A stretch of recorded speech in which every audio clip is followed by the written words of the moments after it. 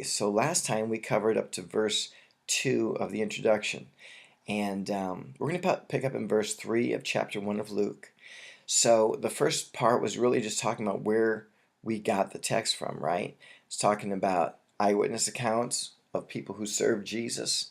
Now we're going to go into verse 3, and I'm going to read the NIV. It says, "With this in mind, since I myself have carefully investigated everything from the beginning, I too decided to write an orderly account for you, most excellent Theophilus." The ESV says it this way: "It seemed good to me also, having followed all things closely for some time past, to write an orderly account for you, most excellent Theophilus." So, what you want to notice is that Luke is saying, I have carefully investigated these stories. Like I said last time, Luke is not an eyewitness, but he's taking the testimony of eyewitnesses who saw all these things happen. Now, it's important to note that he's not just some casual listener. He's not just listening to the message on Sunday morning. He is gathering the details of each event. He is gathering information. I mean, Luke is a brilliant man. I had a professor in seminary at Trinity Evangelical Divinity School in Chicago. He actually said that he hated reading Luke because this is a dude who literally is brilliant. Obviously, all these guys can translate the Greek, like looking at it and just write it into English. He's such a linguist. Dr. Yarbrough is such a linguist that he actually is one of the foremost translators of Greek literature into English. And that's not even his main deal. He just learned Greek so he could do theology better. And yet, when he reads Luke, he said, I hate reading Luke because I have to look up the meaning of some words every time I read it. There'll be 4 or 5 words that he has to look up.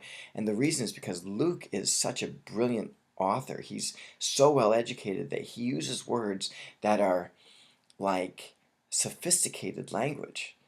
And so this brilliant man is gathering all this information, and he's compiling a history to be able to give this to us. He's literally an investigative reporter who's digging around and making sure he's got the best sources with the best information and the most detail, and he pulls that together to be able to present to us today. Luke is a treasure that we need to really explore. So that's why I feel like the Lord's really led me here. And he says he wants to give an orderly account. Now, some of us may not understand what that means. I did just dig just a little bit into the Greek just to figure out what he was trying to say there. Because an orderly account could be like just going, just making sure it's well packaged, right?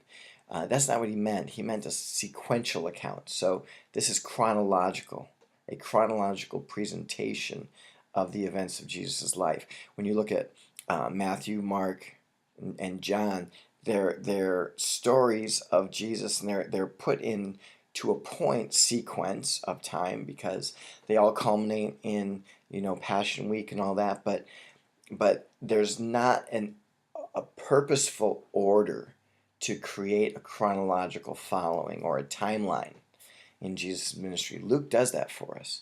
So it's an orderly account in that it gives us the order of events of Jesus' life. Literally, it's a history of the moments of Jesus' ministry as they happened.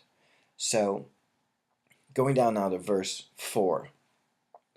Verse 4 says, "So that you may know the certainty of the things you have been taught."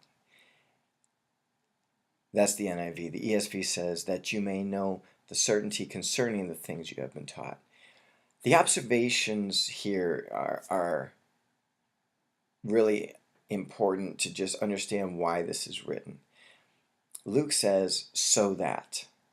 So this is the purpose of the letter being written to Theophilus. And it says, so that you may know the certainty of the things you have been taught.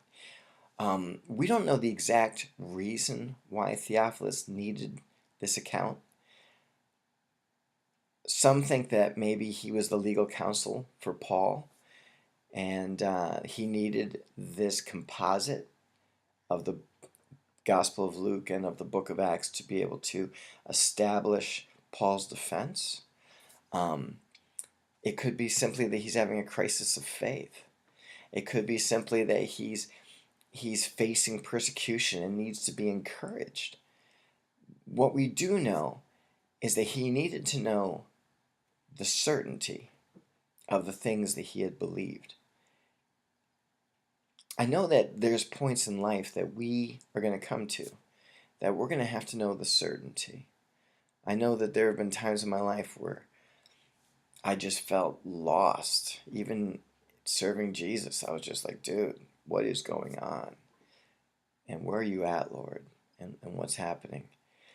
And I needed to know the certainty of the things I had believed.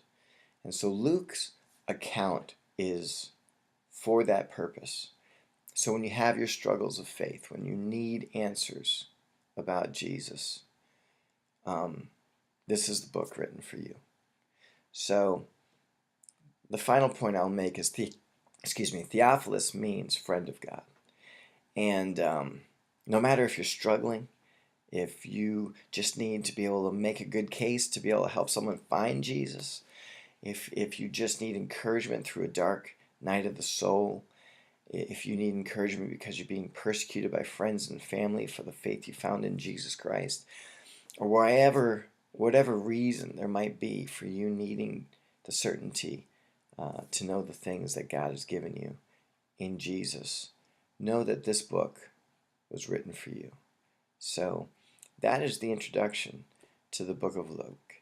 I hope you'll follow the next part, because now we start getting into the narrative, the story, and that's going to be where the fun really takes off. But isn't it cool how much stuff's in just the introduction? If you just spend the time to read what's there, just how much you can pull out of just 4 verses that introduce a book. All right, until next time.